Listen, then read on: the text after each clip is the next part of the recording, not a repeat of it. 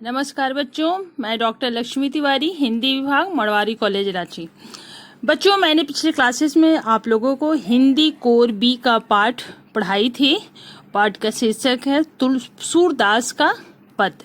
सूरदास का 4 पद था, वो चारों पद समाप्त हो चुका था। और उसके बाद है तुलसीदास। तुलसीदास का हम लोग को पढ़ना है रामचरित मानस का अंश है। रामचरित मानस के बालकांड से लिया गया अंश है, राम लक्ष्मण परशुराम संवाद। तो हम लोग राम लक्ष्मण परशुराम संवाद पाठ शुरू करने से पहले थोड़ा तुलसीदास पर हम लोग चर्चा करते हैं, तुलसीदास के बारे में जाने, क्योंकि कभी कभी हम लोगों को परीक्षा में पूछ देता है कि तुलसीदास की परिचय बताएं, या तुलसीदास की काव्यगत विशेषताएं बताएं, या तुलसीदास के साहित्यिक विशेषताएं का वर्णन करें। तो ये सारा एक ही है बच्चों। यदि एग्जाम में कभी पूछे कि तुलसीदास का परिचय, तुलसीदास का काव्य परिचय, तुलसीदास का साहित्यिक विशेषता या काव्यगत विशेषताएं, तो सब मिलता जुलता है।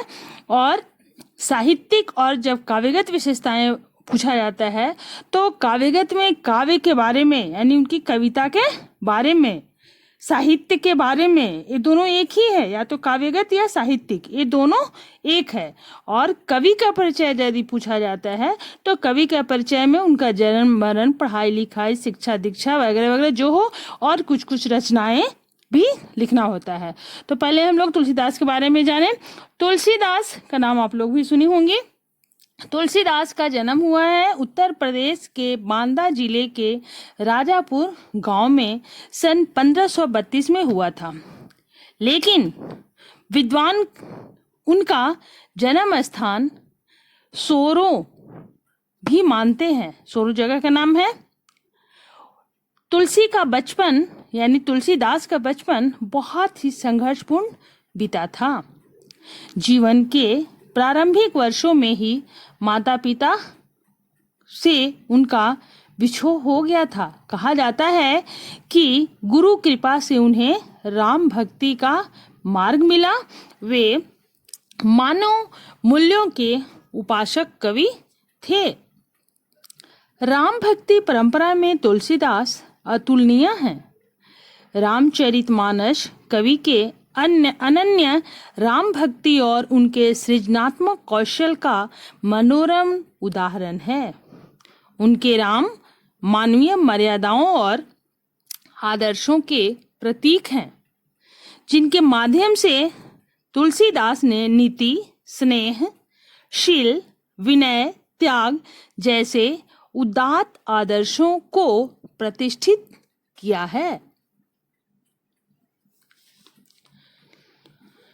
उनके लिए कुछ ऐसी घटनाएं हैं जिसने इन्हें दुखों में भोर दिया।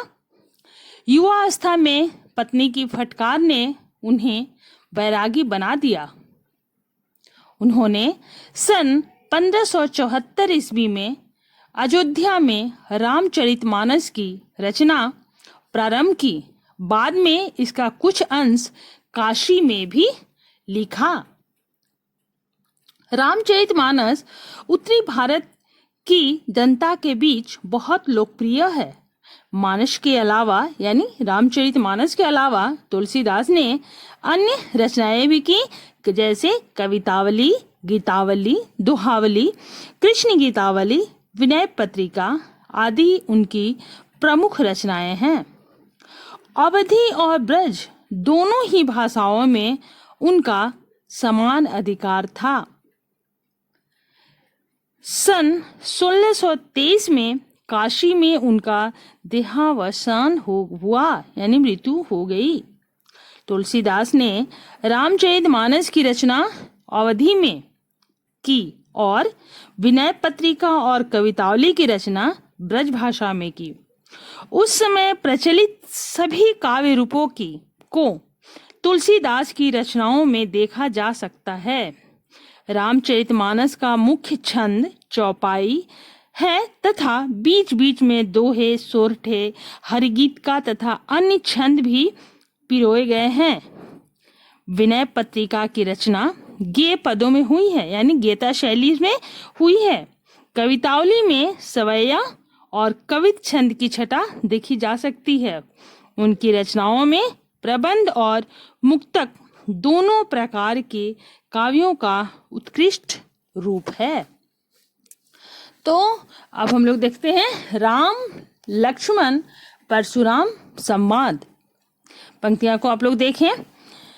इसमें ये जो अंश है राम लक्ष्मण परशुराम संवाद, जैसा कि हम पहले बताए, गोस्वामी तुलसीदास द्वारा रचित रामचरितमानस के बाल कांड से लिया गया है। यानी रामचरितमानस में भी अन्य कई कांड हैं, 7 कांड हैं, और 7 कांड में एक बाल कांड है जिससे कि यह अंश लिया गया है।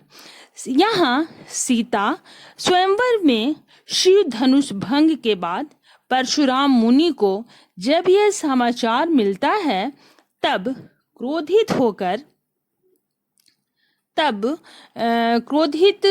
होकर वे वहां आते हैं।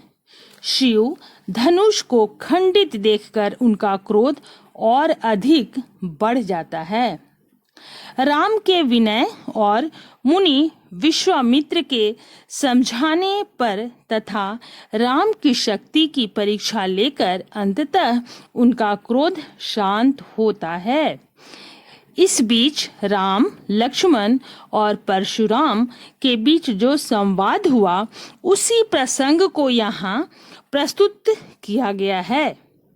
परशुराम के क्रोधपूर्ण उक्तियों का उत्तर लक्ष्मण जिन व्यंग्यपूर्ण वचनों से देते हैं उनकी वीर रसात्मक तर्कपूर्ण, यानी उनकी जो वचन है वे वीरता से भरा हुआ है और तर्क से भी पूर्ण है। तर्कपूर्ण व्यंजना शैली देखने योग्य है। राजा जनक की सभा में उपस्थित होकर जब मुनि परशुराम, कविता की पंक्तियां देख लिए है कि नाथ शंभुधनु भंजन निहारा, हो यही केऊ एक दास तुम्हारा। और आगे आप लोग देखें, यदि आप लोगों के पास बुक हो तो निकाल करके। तो यहाँ राजा जनक की सभा में उपस्थित होकर जब मुनि परशुराम अत्यंत क्रोधपूर्वक शिव धनुष तोड़ने वाले के विषय में प्रश्न करते हैं, विनय पूर्वक उत्तर देते हुए श्री राम कहते हैं, हे नाथ, शिव जी के धनुष को तोड़ने वाला कोई एक आपका ही दास होगा। अब मुझसे कहिए आपकी क्या आज्ञा है। यह सुनकर क्रोधी मुनि गुस्सा से बोले, सेवक वह है जो सेवा करे, जो शत्रु जैसा व्यवहार करे उससे लड़ना ही उचित है। हे राम, जिसने शिव जी का धनुष तोड़ा है वह सहस्र बाहु के समान मेरा शत्रु है। वह स्वयंवर में उपस्थित राजाओं के समाज को छोड़कर अलग हो जाए, नहीं तो सभी राजा मारे जाएंगे। यह सुन लक्ष्मण मुस्कुराकर परशुराम जी का निरादर करते हुए बोले, हमने बचपन में अनेकों धनुष तोड़े, तब तो आपने कभी ऐसा क्रोध नहीं किया। इस धनुष पर इतनी प्रीति क्यों है, यानी इतनी लगाव, इतनी प्रेम क्यों है।